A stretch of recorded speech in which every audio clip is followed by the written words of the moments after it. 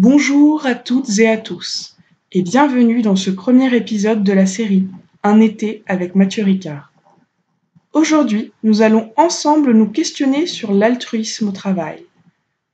En effet, l'organisation du travail actuelle connaît une crise sans précédent.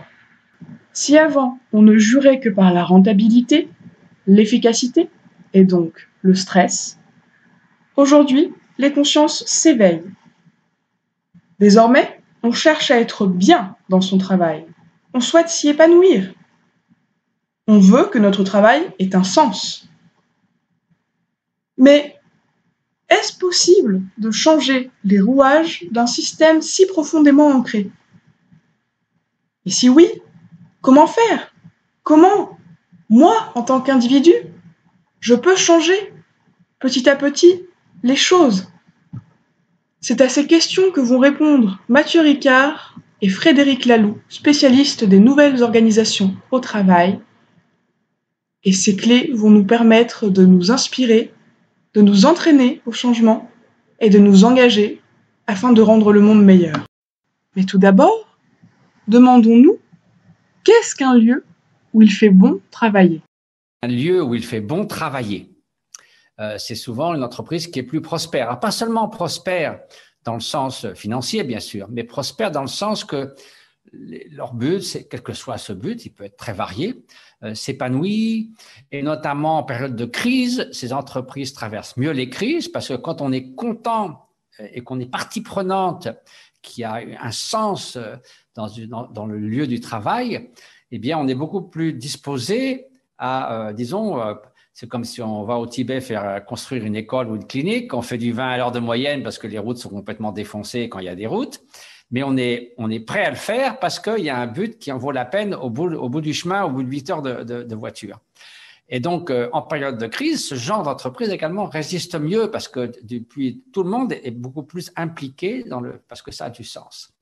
Donc ça, c'est vrai. Et qu'est-ce qui fait finalement, en plus du sens, c'est-à-dire faire quelque chose qui, disons, est socialement responsable vis-à-vis de l'environnement, mais qu'est-ce qui fait aussi qu'on a plaisir à travailler et qui, évidemment, normalement, le travail occupe une bonne partie de notre temps, eh bien, c'est, si on réfléchit aux différents critères, on s'aperçoit que la qualité des relations humaines est un facteur essentiel.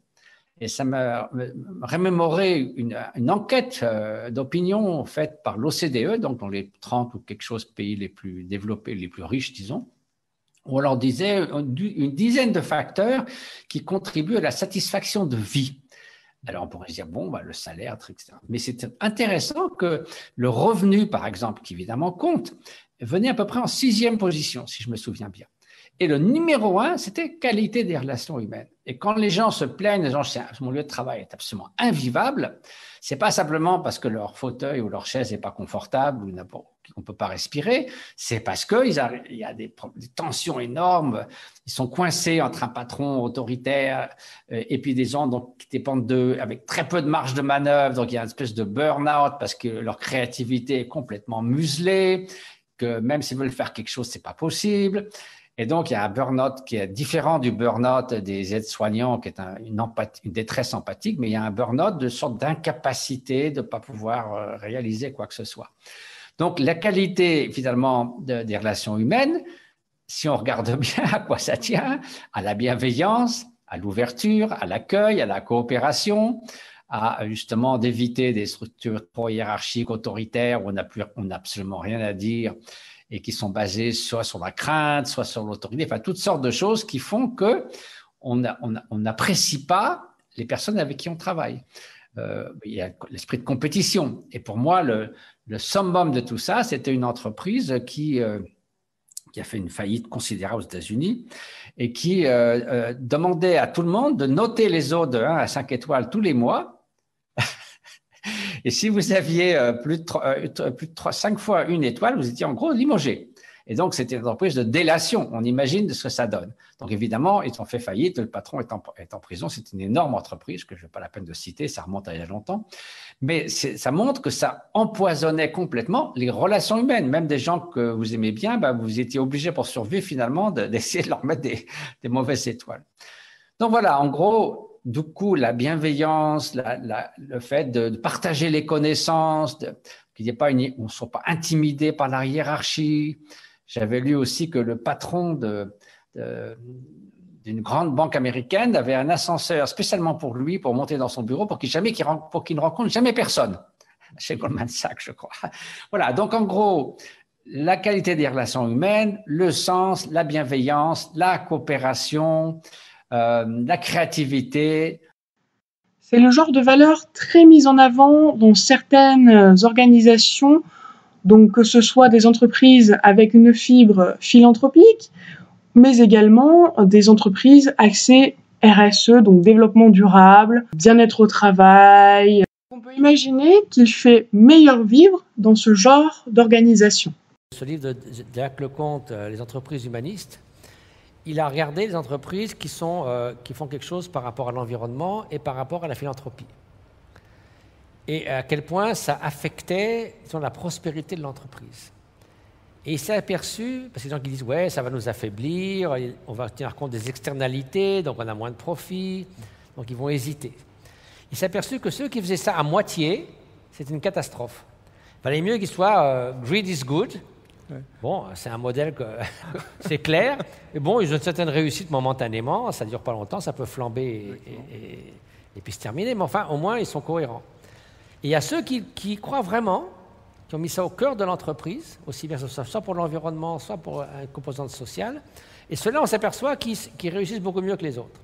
Ceux qui font moitié-moitié, un petit peu comme ça, et puis quand ça va plus mal, ils arrêtent, puis c'est surtout pour l'image, pour les brochures, ça leur porte tort presque. Il vaut mieux le faire, soit pas du tout, soit à fond. Donc c'est vrai que l'inspiration d'un leader, ou bien que ça vienne d'auto-organisations comme Frédéric Laloux le préconise, où il y a des grandes entreprises qui ont beaucoup moins de boss et de chefs, et ça marche quand même très bien. Donc là, il y a vraiment un esprit qui imprègne l'ensemble de l'entreprise, et ça fonctionne très bien. Donc il faut aller jusqu'au bout et pas hésiter, pas avoir peur. Quelle est la valeur maîtresse qu'on peut tous essayer de mettre en avant dans nos organisations ? La coopération, c'est tellement mieux de coopérer que se tirer dans les pattes. Le modèle du darwinisme social qui disait qu'il faut être tous les uns contre les autres en compétition au sein d'une entreprise. Donc, la coopération, c'est quoi ? Partager l'information, une hiérarchie moins rigide, une sorte d'auto-organisation par la coopération et la transparence dans l'information des compétences. Ça marche beaucoup mieux, tout le monde est plus heureux. Et on sait qu'un lieu où il fait bon travailler, toutes les études ont montré que ce sont des entreprises plus prospères. La coopération est-elle vraiment possible ? Peut-on vraiment la mettre en œuvre dans le système actuel ? Je trouve que c'est très déculpabilisant d'aussi regarder à côté du travail individuel qu'on a chacun à faire, de regarder quels sont les systèmes dans lesquels on baigne. Et est-ce que ce sont des systèmes qui rendent l'altruisme, rendent la coopération facile ? Ou est-ce qu'on est dans des systèmes qui, au contraire, nous poussent tellement dans la peur, dans le manque, dans un refermement sur nos propres besoins, que ça demande un effort énorme d'en sortir et d'aller vers une forme d'altruisme. Et donc, c'est vrai que souvent, des gens, quand il y a des choses qui vont mal dans une entreprise ou dans n'importe quelle communauté humaine, on dit oui, c'est les fruits pourris dans une communauté. Et un psychologue disait, mais c'est pas le fruit qui est pourri, c'est le tonneau qui est mal conçu. Et ce qui fait que ça entraîne ce genre de choses-là. Et donc, c'est vrai que déjà, si on pense que, soi-même aussi, si on a une vision qui est en porte-à-faux avec la réalité, si on pense par exemple que la poursuite d'un bonheur égoïste a une chance d'être couronné de succès, et puis que c'est plus facile parce qu'on a à s'occuper qu'une seule personne, et donc on n'a rien contre le bonheur des autres, mais c'est pas notre affaire. Mais non seulement ça nous rend misérables toute la journée, parce moi, ça rend personne heureux, et puis on rend la misérable à tout le monde, et en plus ça marche pas parce qu'on est fondamentalement interdépendant, donc c'est un échec, et en plus ça vous rend la vie misérable. Dans ce genre de choses, c'est clair. En fait, il y a un autre modèle qui est bien plus puissant qui est en train d'émerger, qui considère que le corps, ou qui considère que les sols en agriculture, ou qui considère que l'entreprise est en fait un organisme vivant. Tout comme tu dis, notre cerveau, avec ses 85 milliards de cellules, il n'y en a pas une cellule qui dit hey, « je suis le chef ». Et ne pensez pas trop, parce que c'est moi qui vais valider toutes vos pensées. Ça. Si le cerveau essaie de fonctionner comme ça, il s'arrêterait immédiatement. Il serait incapable de gérer la complexité s'il y avait l'entonnoir d'une hiérarchie. Cette nouvelle conception du monde du travail est déjà mise en œuvre dans beaucoup d'entreprises, plus qu'on ne pourrait le croire. Peut-être pourrions-nous donner quelques exemples. Il y a par exemple 10 000 infirmières en Hollande qui n'ont pas de patron. Elles s'auto-organisent et ça marche très très bien. Le coût pour l'État a diminué de 30% et tout le monde est heureux. Personne ne quitte cette espèce de communauté parce que ce n'est plus des rouages dans une grande machine, mais des personnes qui travaillent ensemble. Alors cette auto-organisation est élue chaque année par les soignants meilleure organisation, dans le sens où il fait vraiment bon travailler et où tous les employés des hôpitaux néerlandais cherchent à obtenir une place dans cette organisation. C'est un très bon exemple d'auto-organisation, mais c'est loin d'être le seul et il y en a qui sont vraiment très étonnants. Aussi les mêmes exemples dans des endroits totalement inattendus, comme je crois chez Favi, qui est une usine qui fait des pièces détachées pour autos. C'est le dernier endroit où on verrait de l'auto-organisation, disons. Donc ça, et en fait, on se rend compte que ça c'est souvent touche des entreprises très différentes. Oui, effectivement, il y a des hôpitaux, il y a des écoles, et il y a des usines. Et en fait, c'est assez étonnant, mais peu de gens le savent, mais c'est dans les usines qu'on a en fait le plus d'histoires de ces formes d'auto-organisation. Parce qu'il y a en fait quelque chose de...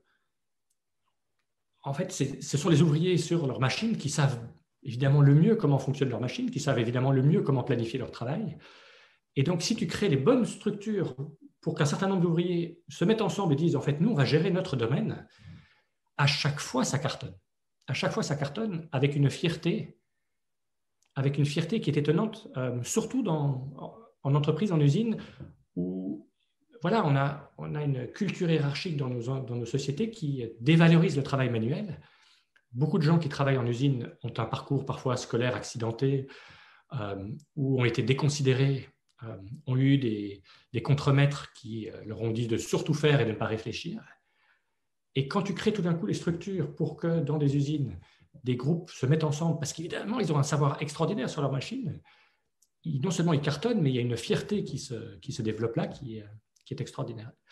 Et du coup, quelque chose qui transcende même le lieu du travail. Le nombre de fois que j'ai entendu dire des personnes, en fait, ça a changé ma relation à la maison avec mes enfants, avec ma femme, parce que je suis tellement mieux dans ma peau, parce que j'ai tellement plus confiance en moi, parce que je me sens valorisé, parce que je me sens utile, parce que j'apporte quelque chose, parce que j'ai appris à écouter mes collègues. En effet, ce genre d'organisation, en ayant un tel impact positif sur le bien-être de leurs employés, de leurs salariés, a également un impact indirect sur la famille, les relations sociales du dit employé, qui forcément, parce qu'il ressent davantage de bien-être, parce qu'il est mieux dans sa peau, va lui-même avoir une répercussion sur son entourage. Alors peut-être pour donner davantage de concret à ce que l'on vient d'expliquer, on va pouvoir donner l'exemple de Karuna Setchen, qui est l'ONG fondée par Mathieu, où Frédéric est intervenu il y a quelques années pour remodeler le fonctionnement. Donc Mathieu et Quentin, le CEO de Karuna, vous nous expliquez ce qui a été mis en place. On a créé des cercles. Donc au lieu que, effectivement, il y a une sorte de top-down, on s'est aperçu qu'il y avait des gens qui étaient compétents dans certaines choses et qui avaient des compétences multiples. Donc, ils n'avaient pas simplement une compétence. Moi, par exemple, je suis photographe et puis bon, je me débrouille d'aller à droite à gauche. Moi, j'ai la casquette photographe, entre autres. Il y a besoin de photos pour faire des rapports. Donc, on a fait des cercles. Là, il y a le cercle, bien sûr, du terrain, qui est les projets eux-mêmes, pour la raison pour laquelle on fait tout ça. Il y a le cercle légal. Moi, j'y connais strictement rien. Il y a le cercle de lever, on parle de fundraising, moi je préfère parler de friend-raising, c'est-à-dire de trouver des amis, des nouveaux amis. Il y a la communication. Bon, moi je suis photographe, je donne mes photos, mais à part ça, j'y connais rien. Les réseaux sociaux, c'est pas tellement mon truc. Et donc, on s'est dit que plutôt que d'avoir des antennes localisées, c'est une forme de structure, ça de dire, voilà, il y a les Américains, il y a les Canadiens, il y a les Suisses, il y a l'Inde, etc. De se dire, bon, de tous les pays du monde de la famille de Karuna, tous ceux qui estiment qu'ils ont des compétences à apporter à un cercle particulier peuvent joindre ce cercle et en sortir s'ils pensent que voilà, c'est pas vraiment leur truc. Donc on essaie de mettre ça en place. Et du coup, c'est effectivement ces cercles qui décident des questions qui relèvent de leurs compétences, tout comme tu disais en parlant une fois d'une entreprise en Californie de cueillage de fruits, que si celui qui s'occupe de certaines machines décide d'acheter une machine, c'est lui qui décide. Il n'a pas besoin de consulter la gouvernance, etc. Mais il faut qu'il demande à ceux à qui ça impacte, c'est-à-dire si l'achat de $10 000 d'une machine va dans le but, créer un trou dans le budget, d'autres sont handicapés, il faut qu'ils leur demandent si cet impact est acceptable, des choses de ce genre. Donc, on a essayé un peu de faire ça, et ça a l'air de fonctionner pas trop mal. Peut-être pour vous partager donc l'évolution qu'on a menée dans Caruna, suite à Frédéric, l'accompagnement que tu avais effectué en 2016. Nous, un des principaux défis, et ce qui nous paraissait essentiel, c'était de faire redescendre des valeurs très théoriques qui nous inspiraient tous et qui nous motivaient tous dans des outils extrêmement pragmatiques et très concrets. Donc, ces 2 dernières années, on a vu... J'ai envie juste de t'interrompre un instant pour donner un tout petit peu de contexte, parce que je peux imaginer que des personnes qui nous écoutent sont en train de se dire « Ouais, mais l'exemple de Karuna, c'est bien sympa, mais ils ont Matthieu à la tête, c'est tous des bouddhistes, ils méditent. Donc, évidemment que c'est facile chez eux de faire ça, mais dans mon entreprise, c'est pas comme ça. » Et j'ai juste envie de donner ce morceau de contexte, c'est que probablement beaucoup d'entreprises les plus dysfonctionnelles sont des entreprises ou des organisations dans le giron de courants spirituels. C'est souvent dans le giron de courants spirituels qu'on trouve parfois des choses qui sont extraordinairement, justement parce qu'on croit qu'on est en... Voilà. Donc, ce que vous êtes arrivé à faire m'inspire énormément. Et je suis en train de penser à toutes sortes d'autres organisations que je connais dans des girons spirituels avec lesquelles j'aimerais vous mettre en contact. Parce que si vous y étiez arrivé, si vous avez réussi, je pense que ça peut en inspirer beaucoup d'autres. Donc, tout ça pour dire que si vous êtes dans des entreprises plus traditionnelles et que vous écoutez Quentin, ne vous dites pas c'était facile, au contraire, c'était pas gagné d'avance. Ouais, tu as été l'inspiration de tout ça, bien sûr. Et en fait, on avait 3 nouvelles thématiques qui sont apparues suite au séminaire qu'on avait avec toi. La première, c'était celle de l'autogouvernance. La deuxième, c'était celle de tendre vers l'effacement de l'ego. C'est bien sûr tendre vers. Et la troisième, c'est celle de la reliance. Alors, sur la thématique, par exemple, de la reliance et de l'effacement de l'ego, au début de chaque réunion, et c'est vraiment un outil du quotidien, on va pratiquer 1 ou 2 minutes de méditation, simplement faire un petit retour au corps. Ça va constituer une sorte de sas, de décompression de ce que je faisais avant et de la réunion dans laquelle je rentre, et permet aussi de retrouver et se retrouver vers les sensations corporelles. Le deuxième outil qu'on a mis en place, je pense que vous êtes nombreux, vous qui nous écoutez, à le pratiquer pour certains et certaines, c'est celui de la météo intérieure, c'est celui du check-in. C'est-à-dire qu'on va commencer toutes nos réunions, donc on a un bâton de parole qu'on se passe, et on va chacun exprimer notre météo intérieure. Donc c'est vraiment pas il fait beau à Paris où il y a des nuages, c'est vraiment quelles sont les émotions qui nous traversent aujourd'hui. Et tout ça favorise la reliance. C'est-à-dire que si je sais que un de mes collègues ou une de mes collègues vit un moment familial compliqué en ce moment, tout de suite, je vais rentrer en résonance, rentrer en empathie avec elle ou en compassion, et ça va favoriser mon écoute active et ma bienveillance. Et le troisième outil qu'on a mis en place, c'est un outil très concret aussi, c'est celui des cartes de valeurs. Donc, par exemple, on s'est posé la question, quelles sont les valeurs qui guident notre travail ? Non pas les valeurs en termes de communication externe, de dire nous, on est transparent, on a de l'impact, on est efficace, etc. Mais vraiment, quelles sont les valeurs de travail ? Et ça peut être aussi simple qu'une carte comme « inviter la joie ». Et c'est-à-dire que quand on est dans une réunion où on pense qu'il manque un peu d'enthousiasme ou il manque de joie, au début de la réunion, on peut simplement choisir une carte et expliquer pourquoi on l'a choisie. Donc, ça peut être « inviter la joie ». On peut prendre par exemple la carte de l'écoute active, si on pense qu'il faut plutôt se mettre dans une posture d'écoutant plus que de celui ou celle qui va prendre la parole, et ainsi de suite. Et enfin, le quatrième outil que moi je trouve vraiment magique, c'est le processus de résolution des tensions. Et c'est toi, Frédéric, qui avait mis le doigt dessus pendant le séminaire. C'est de se dire que les tensions, si elles émergent, déjà elles ne sont pas négatives. Elles appartiennent à l'organisme vivant. Et c'est de se dire que s'il y a une tension qui apparaît, déjà on peut s'en réjouir parce que c'est la tension de tout l'organisme vivant.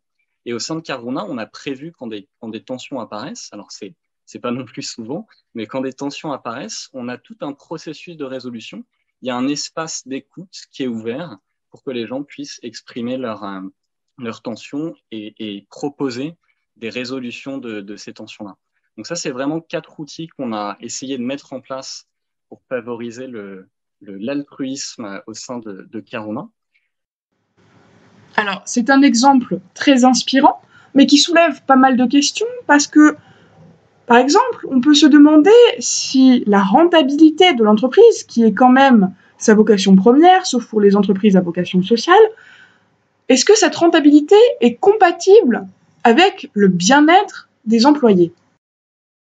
Non seulement je le crois, mais on le voit à chaque fois.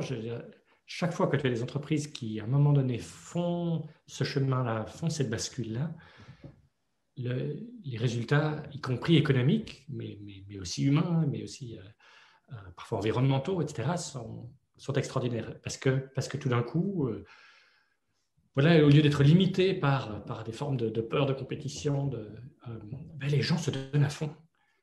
Et en même temps, si je peux me permettre, souvent les gens sont obsédés par la rentabilité, disant c'est en pressant les gens davantage, comme des citrons pressés, en faisant davantage de travail, ils s'imaginent que c'est comme ça qu'ils vont rentabiliser la main-d'œuvre, alors que c'est tout le contraire. C'est en laissant s'exprimer la créativité et la joie de travailler. Exactement. C'est en focalisant moins sur les résultats qu'on a des meilleurs résultats à la fin. C'est paradoxal. Pour ceux qui veulent vraiment s'engager, qui veulent s'inscrire dans cette nouvelle démarche, cette nouvelle manière de voir les choses, comment concrètement aujourd'hui commencer à favoriser l'altruisme en entreprise ou dans la fonction publique, bien entendu? Il y a 10 façons différentes de répondre à cette question-là. Pour moi, il y a déjà un travail que je trouve très précieux, qui m'arrive de faire de temps en temps avec des dirigeants, avec des personnes, c'est déjà de vraiment pour soi-même questionner qu'est-ce qui en fait ne me convient plus dans le modèle actuel et qu'est-ce qui m'attire, où est-ce que je sens un appel, et de vraiment solidifier en soi cette envie, cet appel. Parce qu'on va rencontrer énormément de personnes qui vont nous dire « Ah ouais, mais non, c'est pas comme ça que ça marche, il faut, comme disait Mathieu, il faut presser les gens comme du citron, mais t'es idéaliste, mais t'es naïf, mais t'es… » Et donc, plus on a une assise solide, plus pour soi-même on a clarifié en fait, voilà où je me retrouve hors intégrité avec le modèle actuel. Et voilà ce qui m'attire. Je ne sais pas encore comment je vais y arriver, mais je sens que c'est ça qui m'attire. Plus je vais être fort pour y aller. Parce que quelque part, c'est une aventure dont on ne connaît pas exactement le chemin et on le découvre en y allant. Donc ça, c'est une première chose. Deuxième chose qui me vient à la chose, c'est de se rendre compte que, en fait, c'est un besoin, une envie que beaucoup d'autres personnes dans l'entreprise ont également. Donc, plein de personnes se pensent être seules en se disant « je suis la seule ou le seul à être mal, je suis la seule ou la seule à imaginer, à rêver autre chose. Et si j'ose en parler autour de moi, les gens vont croire que je suis fou. » Et en fait, si on en parle de la bonne façon, on se rend compte qu'il y a plein d'autres gens qui ont ces mêmes envies et ces mêmes aspirations. Et donc, c'est de se trouver des alliés pour ne pas être seul. Et puis après, une des choses qu'on peut faire, c'est de commencer petit. C'est de se dire déjà autour de moi, avec ce que moi je peux faire. Je ne sais pas si je suis au milieu de l'entreprise, je suis un manager au milieu de l'entreprise.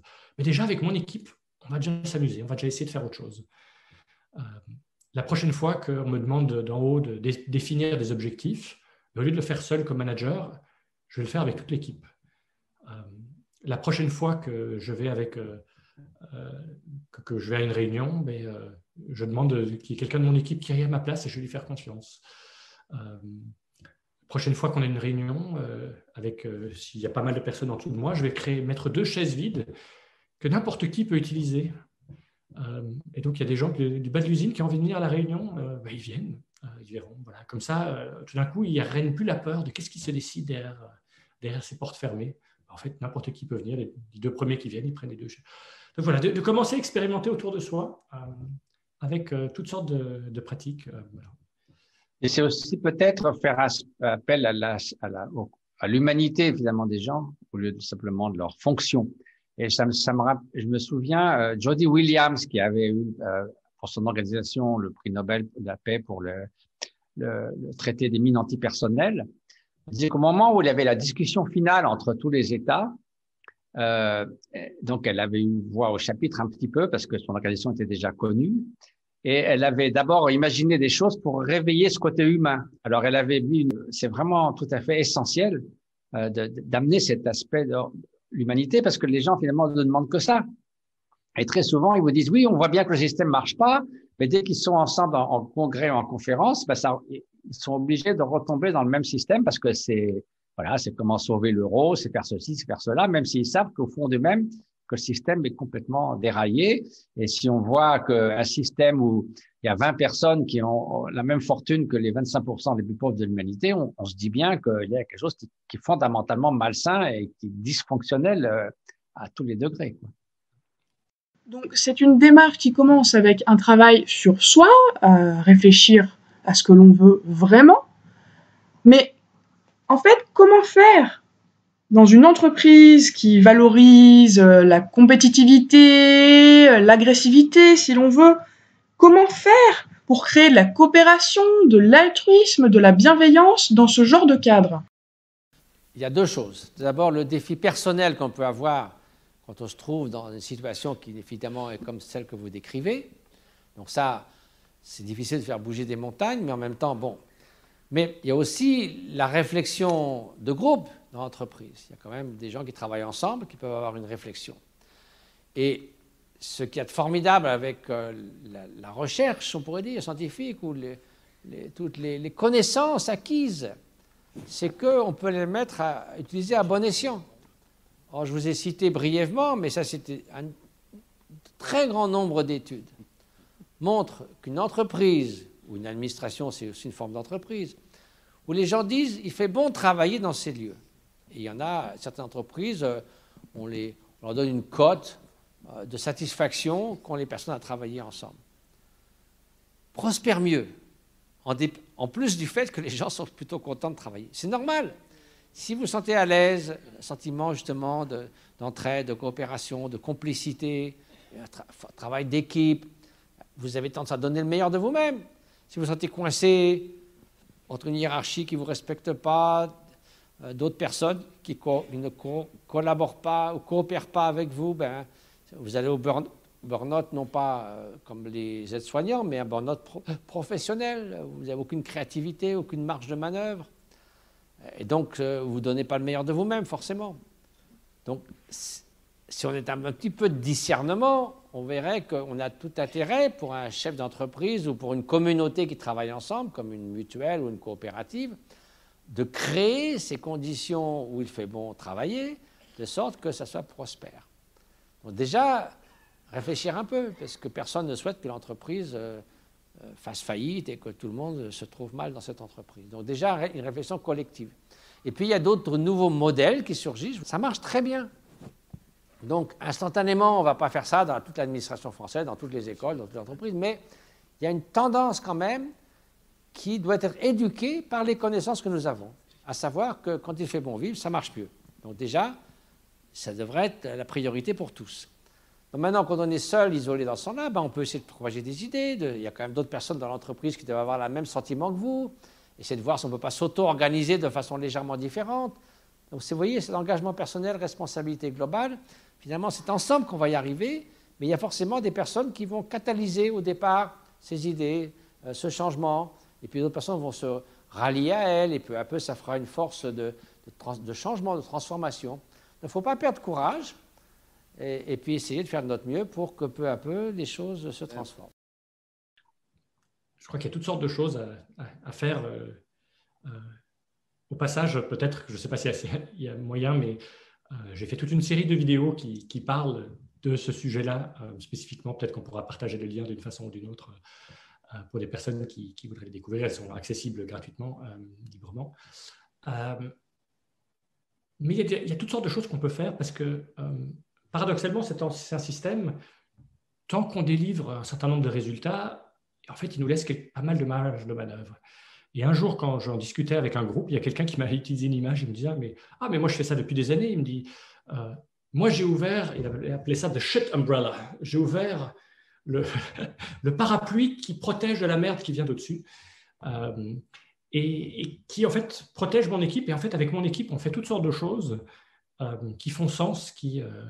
Et voilà, j'arriverai peut-être jamais à convaincre ceux de l'étage du dessus, mais il y a en fait déjà énormément de choses qu'on peut faire. Et beaucoup des outils que tu as décrits, Quentin, peuvent très bien être faits.